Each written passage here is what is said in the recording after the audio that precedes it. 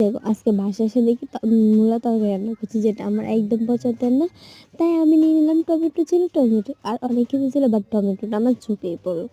দেন আর কি টমেটোগুলো দিয়ে আমি চাটনি বানানোর জন্য বসে গেলাম। কে কে চাটনিকে অবশ্যই কমেন্ট করে জানাবে। দেন ফার্স্ট টমেটোগুলো ধুয়ে নিলাম, তারপর কুচি কুচি করে কেটে নেবো। আর টমেটো লাভাররা তো অবশ্যই লাইক করে যাবে। তো যাই হোক, টমেটোগুলো আমি ছোটো ছোটো করে কেটে নিয়েছিলাম, যেহেতু আমি চাটনি করবো, এটা ছোটো ছোটো কাটলেই সুন্দর হবে। যাই হোক, সবগুলো টমেটো কুচি করা শেষ হয়ে গেল আমার। চলো এবার পেঁয়াজ কুচি।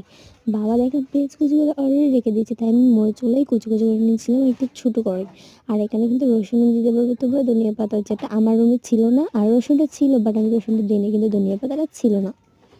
তারপর আমি টমেটো কুচিগুলোর মাঝে দিয়ে দিলাম কাঁচামরিচ, আর দিয়ে দিলাম ওই ছোট্ট ছোট্ট শুটকিগুলো। তো তারপর সুন্দর করে কেটে নিয়েছিলাম। তারপর একটা কড়াই দিয়েছিলাম তেল পরিমাণ মতো, আর আমি একটু বেশি করে তেলটা দিয়েছি, চাটনিতে তেল বেশি ভালো লাগে। তারপর দিয়ে দিলাম পেঁয়াজ কুচি, অনেকগুলো পেঁয়াজ কুচি, সেগুলো দিয়ে দিলাম সবগুলো সুন্দর করে বেছে নেওয়ার জন্য। আর পেঁয়াজ আগে কুচি ছিল।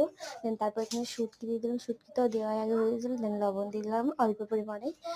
তারপর দিয়েছিলাম হচ্ছে একটু হলুদের গুঁড়া, একটু লঙ্কা গুঁড়া, লঙ্কাটা কমে দিলাম যেহেতু কাঁচামরিচ দিয়েছি। দেন ধনিয়ার গুঁড়া দিয়ে কমপ্লিট করলাম। তারপর পেঁয়াজগুলো বাজা হয়ে গেলে বললাম যে দিয়ে দিব আমি সবগুলো মিক্স করে দিয়ে তারপর সুন্দর করে মাখিয়ে নেবো।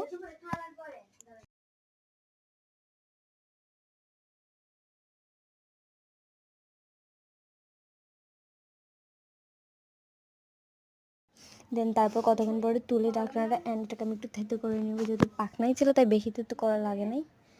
দেন একটু তেঁতু করে নেবো। দেন তারপর আবার একটু ঢাকা দিয়ে দেবো। দেন তারপর কমপ্লিট আমার চাটনি। আর খেতে অসাধারণ। আমি আজকেও চাটনি আনবো, আজকে মানে আমি ভিডিওটা করেছি অনেক আগে, বাট আজকে বলে দিচ্ছি। দেন আজকে আমার টমেটো আছে অনেকগুলো, দেন আজকে আমি চাটনি করবো। আর থেকে এবার আমি খেয়ে নিচ্ছিলাম। তো গরম গরম ভাতের সাথে সেই লাগছিল খেতে। তো অবশ্যই কমেন্ট করে জানাবা খেয়ে খাও। আর টাটা, বাই বাই। এতটুকু চাটনি আমরা তিনজনে খেয়েছিলাম। তো মানে ভিডিওটা শেষ করে দেওয়ার কথাগুলো বলতে হচ্ছে, চাটনিটা সত্যি অসাধারণ হয়েছে, তোমরা ট্রাই করে দেখবা। তো tata all and happy new year. All happy new year. 2025 সাল, 2024 সাল তো চলে গেলো। দেন 2025 সাল আসবে এবার।